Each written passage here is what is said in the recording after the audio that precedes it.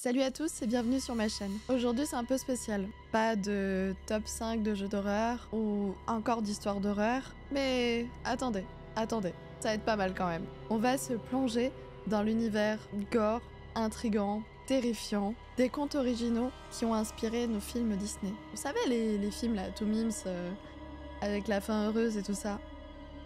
Est-ce que vous les connaissez si bien que ça? C'est ce qu'on va voir aujourd'hui. Blanche-Neige et les 7 nains.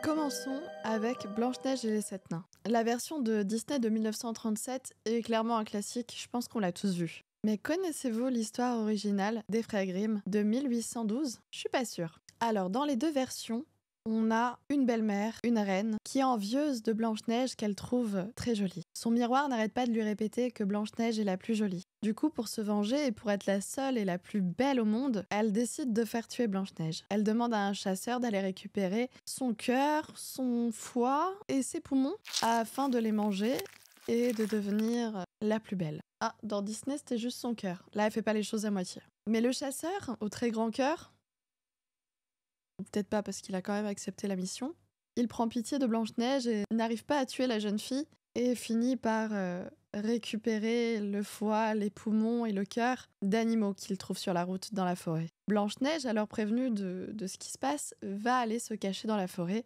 et tomber sur la fameuse maison avec les 7 nains. Le temps passe, Blanche-Neige chante et elle danse avec les 7 nains, ou on sait pas trop ce qu'elle fait. Mais la reine finit par découvrir, avec son super miroir magique là, que Blanche-Neige est toujours vivante. Dans la version des frères Grimm, il y aura 3 tentatives. Plutôt 2 tentatives et une réussite. On va d'abord essayer de la tuer avec un corset trop serré. Ensuite, on va tenter le peigne empoisonné, tout en la coiffant, là, on espère que ça va la piquer et l'empoisonner. Cela échoue.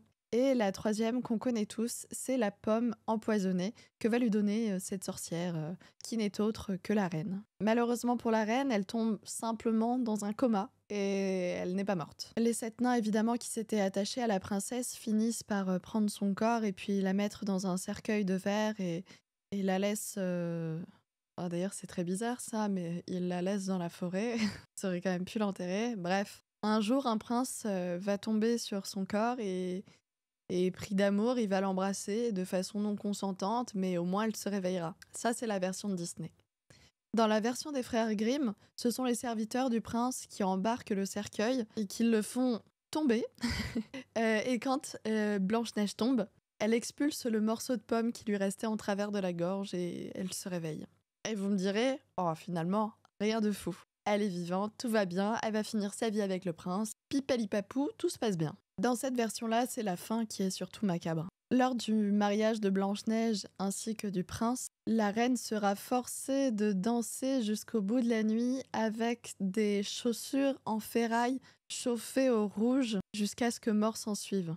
Et a priori, ça devrait te donner une leçon sur la vanité et la beauté éphémère. Voilà. Dans l'idée, c'était ça. Donc cette version de Blanche-Neige est beaucoup plus sombre que celle que on connaît. On n'a pas cette justice aussi cruelle qui est faite à la reine, bien qu'elle n'ait pas été très gentille non plus, et qu'elle mérite peut-être un petit peu. Et la morale est extrêmement stricte sur les dangers de la vanité et sur les punitions qui sont attribuées aux personnes qui font de mauvais actes. Moi, je le trouve tout simplement horrible la fin, mais c'est vraiment pas la pire, c'est pour ça que je l'ai mis en premier d'ailleurs. La petite sirène. Passons maintenant au conte de la petite sirène. Je crois que c'est mon histoire préférée parce que vraiment je pensais pas que ça allait jusque là. Bref, vous connaissez l'histoire de Disney, 1989, mais connaissez-vous la version originale de Hans Christian Andersen de 1837? Elle est bien différente et bien plus sombre. Et pour le coup, elle m'a fait un peu flipper quand même. Dans cette version, la petite sirène vit sous la mer avec son père, ses 5 sœurs ainsi que sa grand-mère. Quand elle atteint l'âge de 15 ans, les sirènes ont le droit de monter à la surface, histoire de contempler un petit peu. Mais évidemment, pas de sortir. Évidemment, notre petite sirène, c'est un peu une délinquante, et avant l'âge de 15 ans, elle se rend à la surface. C'est lors d'une tempête qu'elle voit un bateau qui chavire et elle sauve un prince qui a à peu près son âge. Elle le ramène sur la plage et le regarde de loin. C'est une autre jeune fille qui va au chevet du prince allongé sur la plage et il pensera en se réveillant que c'est cette demoiselle qui l'a sauvé. La petite sirène regardant la scène de loin et ne pouvant rien faire. La petite sirène apprend de sa grand-mère que l'homme vit bien moins longtemps que les sirènes, mais par contre qu'ils ont une âme éternelle. Et si elle veut aussi une âme éternelle, il faudra qu'elle se fasse aimer et épouser d'un homme. Bref, la grand-mère qui lui donne de graves mauvaises idées en fait. La petite sirène était déjà red dingue du prince et elle se décida donc à essayer de le séduire. Et pour cela, elle alla voir la sorcière des mers. Celle-ci, je crois que c'est Ursula, lui remit une fiole qui permettrait de transformer sa queue de poisson en jambes humaines. Évidemment, contre cette potion, elle lui prit sa voix. Elle lui dit donc « Si tu échoues et que le prince en épouse une autre, ton cœur se brisera et tu te transformeras en écume de mer. » La petite sirène, toute excitée, se dirigea vers la côte, but le breuvage, et la douleur était si intense qu'elle en tomba dans les pommes. À son réveil, le prince se tenait à côté d'elle, et il l'emmena au château. Et dans le conte, la petite sirène souffrait à chaque pas qu'elle faisait, comme si elle marchait sur des couteaux très aiguisés. La douleur était insoutenable. Cependant, elle tient bon, et jour après jour, le prince commence à s'attacher à elle. Il pensait être tombé amoureux de la petite sirène. Malheureusement, il était contraint d'en épouser une autre. Cependant, quand il vit qui lui était promise, il se ravisa et tomba directement amoureux d'elle. C'était la jeune fille qu'il avait eue à son chevet quand il s'était réveillé sur la plage. Celle qui pensait qu'il l'avait sauvée alors que c'était la petite sirène qui avait fait tout le boulot. Bref, nous voici avec une petite sirène qui a le cœur brisé. La scène de fin se passe sur un bateau. Nous avons la petite sirène, très triste, évidemment, qui regarde au loin et qui sait ce qui l'attend, la mort. Se transformer en enclume et puis finir au fond de la mer. Et pendant qu'elle contemple la nuit sombre, elle voit à la surface ses 5 sœurs qui lui tendent un couteau et qui lui disent « Si tu frappais le prince avec ce couteau en plein dans le cœur, tu redeviendrais sirène et tu pourrais vivre avec nous. » Mais la petite sirène ne pouvait pas faire ça, elle était toujours amoureuse de lui, elle pouvait pas tuer le prince de cette façon. Du coup, elle décida d'elle-même de se jeter dans la mer et de se transformer en enclume. Mais c'est pas ce qui se passera. Pour sa bonne action du fait de ne pas avoir tué le prince, alors que ça aurait pu régler tous ses soucis, elle fut recueillie par les filles de l'air. Alors je vous avoue que j'ai essayé de trouver ce que c'était les filles de l'air, mais j'ai pas trop compris. De ce que je comprends, elle a fait une bonne action. Mais qui sont les filles de l'air ? Les Lifs sont dans certaines mythologies des esprits de l'air. Ils sont décrits comme des élémentaires de l'air. Patati patata. Ils constituent des sortes d'anges gardiens chargés de protéger les jeunes filles. Bref, tout ça pour dire qu'elle s'en sort finalement plutôt bien et qu'elle ne se transforme pas en écume. Cendrillon. L'histoire, elle est courte, mais intense. La version de Disney est sortie en 1950, elle est romantisée, elle est mignonne, elle fait rêver. Mais la version des frères Grimm de 1912, c'est tout autre. Patati et patata, toute la journée, ça n'arrête pas. Bref, Cendrillon est toujours l'esclave de sa belle-mère ainsi que de ses 2 exécrables belles-sœurs. Ça ne change pas entre Disney et les frères Grimm. Quoique, je crois qu'elles sont encore un peu plus violentes en termes de méchanceté dans les frères Grimm. Dans la version des frères Grimm, cependant, ce n'est pas une fée marraine qui débarque, mais c'est un arbre magique qui a été planté finalement près de la tombe de la mère de Cendrillon, qui va l'aider en lui donnant une robe, des chaussures et tout le blabla, pour qu'elle puisse aller au bal et rencontrer le prince. Évidemment, passé minuit, il faut qu'elle rentre, patati, elle laisse sa petite chaussure, tout ça, tout ça. Le prince est pris d'amour en une seule soirée, il la suit dans tout le royaume, v'là le gars toxique, et il va aller dans toutes les chaumières pour faire essayer la fameuse pantoufle. Quand il arrive dans la maison de Cendrillon, il tombe du coup sur la belle-mère ainsi que les belles-sœurs, et il va faire essayer la pantoufle aux 2 sœurs. Évidemment, leurs pieds sont beaucoup trop gros, ça ne rentre pas, et qu'est-ce qu'elles vont faire ? Elles vont se mutiler. Elles vont couper leurs orteils ainsi qu'une partie de leurs talons pour pouvoir rentrer le pied. Et évidemment, le prince, il a capté, t'as vu, parce que quand tu te mutiles, ça saigne, c'est pas ouf. Il va remarquer la supercherie.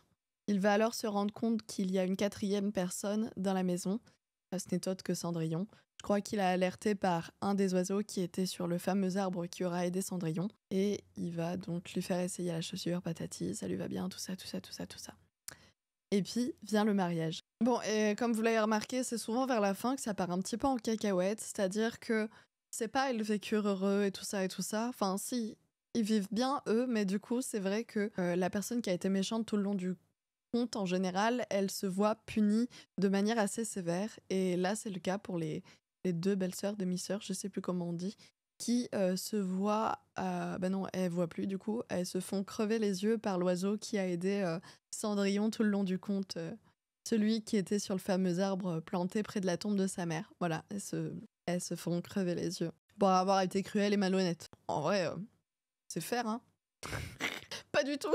La Belle au bois dormant. Allez, La Belle au bois dormant.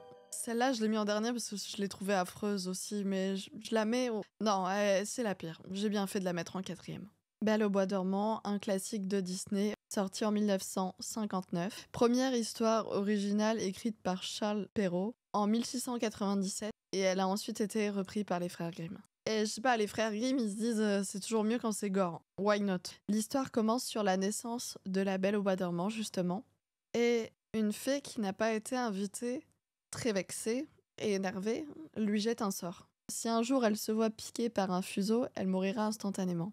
Mais une autre des fées qui était présente lors de la naissance va essayer d'alléger la peine, d'alléger le sort, d'alléger la malédiction, et elle fera en sorte que la princesse ne meurt pas mais tombe dans un sommeil profond. Donc la princesse grandit, elle grandit jusqu'à atteindre tout juste sa majorité, et c'est à ce moment-là qu'elle se fait piquer par un fuseau et tombe dans un énorme coma de 100 ans. Elle sera alors protégée dans un château, protégée par des ronces. Tous les princes qui essaieront d'aller réveiller la princesse se verront déchiquetés par les ronces. Donc on imagine, v'là les ronces, v'là les corps dedans, pendant près de 100 ans. Et un jour vient le bon prince, j'imagine, qui fait que les ronces se transforment en fleurs, et dans ce cas-là, il peut passer et aller sauver la princesse. Il la réveille avec un doux baiser, évidemment pas consenti. Et tout est bien qui finit bien. En vrai, cette version-là est sympa, et c'est celle des frères Grimm pourtant. Alors très souvent, on voit le schéma de frères Grimm Disney. Il y a aussi Charles Perrault, frères Grimm Disney. Là, on a encore pire que ça. Giambattista Basile, 1630. Il a nommé ça Sol, Luna et Thalia. Charles Perrault, les frères Grimm et Disney. Il y a eu 4 versions de cette histoire, et je vais vous lire la pire, donc c'est la toute première, de 1630. Elle commence exactement comme ce que je vous ai dit plus haut.